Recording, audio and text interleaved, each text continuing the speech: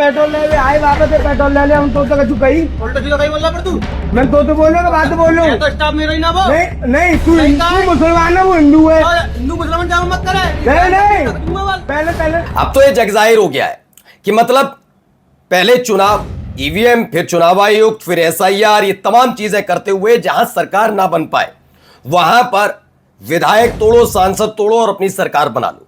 और ये खेला लगातार खेला जा रहा बिना किसी शर्म के।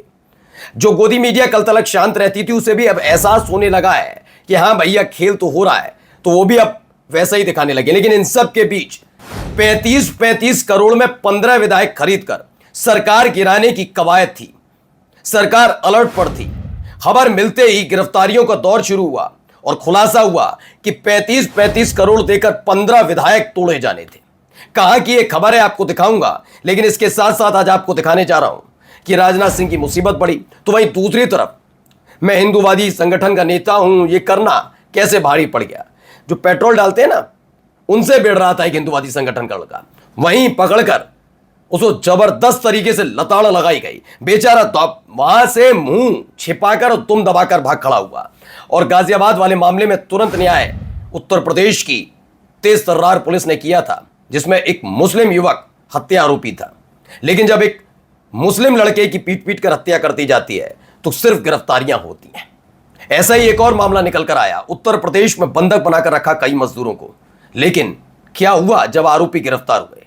गिरफ्तार एनकाउंटर क्या हुआ देखिएगा। नमस्कार, मैं हूं प्राज्वल गौतम और आप देख रहे हैं the live TV. The live TV, सच सबसे आगे। सबसे पहले एक बड़ी खबर आज आपको दिखाने जा रहा हूं। ये देखिए, तमिलनाडु टीवी के विधायकों को तोड़ने की कोशिश में 3 गिरफ्तार। मंत्री ने कहा 50 करोड़ तक का ऑफर। मंत्री जी को 50 करोड़ तक का ऑफर था और उसके अलावा विधायकों को 15 करोड़ रुपए मिलने थे और 35 करोड़ ऐसे 15 विधायक चिन्हित किए गए थे। मैं आपको बता दूं कि आप याद करिएगा, तमिलनाडु का चुनाव पश्चिम बंगाल के साथ ही हुआ। पश्चिम बंगाल के चुनाव में नरेंद्र मोदी साहब ने कहा उसे संविधान की जीत, लेकिन तमिलनाडु में मात्र एक सीट पर सिमट कर रह गई। वहां भारतीय जनता पार्टी में बगावत हुई। जो पूर्व अध्यक्ष थे उन्होंने पार्टी छोड़ दी और उसके बाद अब बीजेपी का कोई वहां वजूद नहीं है। मार्क एक विधायक है, लेकिन एक विधायक होने के नाते भी कैसे सरकार में आया जाता, कोई इनसे सीखे। कहा जा रहा है कि एक एक विधायक को 35 करोड़ रुपए का ऑफर था। पैसे लो, मौज लो और कोई दिक्कत वाली बात नहीं। कुछ इस तरह के हालात वहां पर पैदा किए जाने थे और इसके साथ ही यह खेल किया जाना था कि कम से कम वहां जब तमाम राजनीतिक दलों को मिलाकर सरकार में सत्ता में आना था। कैसे, तो जरा इस पर नजर डालिए। आंकड़ा क्या कहता है? टीवी के 108 विधायक, आपको याद होगा टीवी के यानी विजय जोसेफ की पार्टी के 108 विधायक। तमाम पार्टियों पर नजर डालिए, सबसे बड़ी पार्टी टीवी के।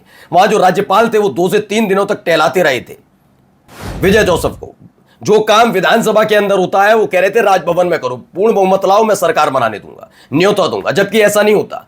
ऐसा होता है जो बड़ी पार्टी होती है उसे वैसे भी न्योता देना पड़ता है। ये जिम्मेदारी उस पार्टी की बन जाती है कि वो बहुमत का जुगाड़ कहां से करेगा, और ये सब विधानसभा के अंदर होता है। लेकिन राज्यपाल तब मान नहीं रहते। 2 महीने बीते हैं। अब देखिए, 108 विधायकों में से 15 विधायक तोड़े जाने थे। अगर ये 15 विधायक टूट जाते तो आप सोच रहे होंगे सरकार में कैसे आते। तो सरकार में आने का जरा फॉर्मूला समझिए, एक एक चीज पर जरा नजर रखते चलिएगा क्या क्या हुआ। 108 विधायकों में से अगर 15 विधायक तोड़ लेते टीवी के, तो 15 के विधायक ये डीएमके, आपको बताऊंगा डीएमके क्यों, पहले ही देखिए। 59 विधायक उनके, 47 विधायक एडीएमके, जिसके आप कोई वजूद ऐसा बचा नहीं। कोई जयललिता जब से निधन हुआ है तब से बीजेपी के इशारों पर ही काम कर रही है एडीएमके, तो इनके 47, 121 और एक विधायक खुद बीजेपी का, कुल मिलाकर 122 और बहुमत के लिए चाहिए 118। कहानी बन जाती। डीएमके इसलिए जरूरी हो जाती क्योंकि डीएमके जो है उसके 22 सांसद हैं जिनकी बहुत ज्यादा जरूरत है। इसमें नरेंद्र मोदी साहब को एक दिन पहले चीफ जस्टिस ऑफ इंडिया को जो 23 राजनीतिक दलों ने चिट्ठी लिखी थी उनमें से डीएमके भी शामिल थी, यानी डीएमके ने अपने तेवर दिखाए थे। खबर है कि डीएमके को यह सत्ता सौंपी जानी थी, उसके एवज में 22 सांसदों का समर्थन मिलना था। लेकिन उससे पहले ही खेल खुल गया और हालत खराब हो गई। लेकिन हालत यहीं खराब नहीं हो रही है, अभी और दिखाता हूं आपको हालात कहां से कहां बदलते नजर आते हैं। कांग्रेस ने रक्षा मंत्री राजनाथ सिंह के खिलाफ विशेषाधिकार हनन का नोटिस दिया है। कांग्रेस पार्टी के महासचिव केसी वेणुगोपाल ने लोकसभा स्पीकर ओम बिरला को पत्र लिखकर रक्षा मंत्री राजनाथ सिंह के खिलाफ विशेषाधिकार हनन का नोटिस दिया। उन्होंने आरोप लगाया कि राजनाथ सिंह ने संसद में ऑपरेशन सिंदूर के दौरान कोई सैनिक शहीद नहीं हुआ का बयान देकर सदन को गुमराह किया था, जबकि सरकार ने बाद में 6 शहीद सैनिकों के नाम जारी किए। यानी ये गुमराह करने का काम किया जा रहा था, ऐसा आरोप लगाया जा रहा है। और उसी का ये असर है कि अब नाराजगी लोगों में देखने को मिल रही है और उसका असर विशेषाधिकार हनन के तौर पर राजनाथ सिंह के सामने, यानी राजनाथ सिंह की कुर्सी कभी भी जा सकती है। वैसे भी मैं आपको बता दूं, नरेंद्र मोदी साहब की सरकार में राजनाथ सिंह एंटी गुट के माने जाते हैं और यही एक वजह है कि राजनाथ सिंह को लेकर ज्यादा आश्वस्त नजर नहीं आते अगर उनकी कुर्सी जाए, लेकिन बाकी नेताओं की कुर्सी बचाना बहुत ज्यादा जरूरी है। खैर आगे देखते हैं, एक और खबर दिखाता हूं। पहले ये खबर देखिए, बड़ी दिलचस्प खबर है। पेट्रोल ले वे आए वापस से पेट्रोल ले ले हम तो कछु कही उल्टा सीधा कहीं बोला पर तू मैं तो बोलो कि बात बोलो। मैं तो स्टाफ में रही ना वो नहीं तू नहीं कहा है। मुसलमान है वो हिंदू है। हिंदू मुसलमान जामा मत करे नहीं पहले तू ड्रो में तेरे से बदतमीजी की थी। कर कैसे देगा तू रख नहीं दूंगा तेरे गाने रख देगा वीडियो ऐसे बुला डालूं मैं कहाँ को तू जयपुर को तू नगर को तो ना ना बिल्कुल बता क्या करो बे मोमनन है तू कहाँ बता भाई मोमनन की इतनी वैल्यू है हिंदू आदमी से जो कह रहा है तेरे गाल पे दे दूंगा। हाँ कह दे बना जाए भाई तेरे को डर नहीं लगता थाने तहसील से वो न लगे बताओ भाई हम गलत काम करेंगे या बॉबी चौधरी इसको पीटेगा तो गलत है। भाई साहब हमको जब ये पीटेगा तो गलत है। हम इससे जो कह रहा है मैं गाले दे दूंगा तेरे, सही बात है जी, हिंदू के गाले दे देगा।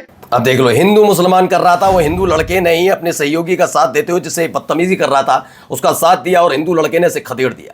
कहते भाई यहां से और काल पर रसीद कर दूंगा। देखिए सोचिए कहां कहां क्या क्या करने की कोशिश की जाती है, ऐसे ही तमाशे होते हैं। अब आइए एक और खबर, मुजफ्फरनगर की दोना पत्तल फैक्ट्री में मजदूरों को बंधक बनाने, याद होगा आपको मुजफ्फरनगर का मामला था जहां कई मजदूरों को बहुत प्रताड़ित किया गया, उसमें कई मजदूरों की जान चली गई, कई रेस्क्यू किए गए, बहुत हालत खराब थी, खाने को नहीं देता था, बहुत सारी बांध कर रखता था। इसमें क्या बंधक बनाने, हंटर से पीटने, नुकीले हथियार से मारने और पिटबुल से कटवाने वाला दरिंदा, ये लिखते हैं सचिन गुप्ता की अंकित बालियान गिरफ्तार हुआ, जिंदा पकड़ा गया है। हरियाणा की पलवल पुलिस ने उसे एकमात्र तमंचे सहित गिरफ्तार किया। यूपी पुलिस उसे अब बी वारंट पर वहां से लाएगी। ऐसे लोग समाज में असली राक्षस नहीं लिखते हैं, लेकिन सवाल यह है कि राक्षस होने या होने से मतलब नहीं है।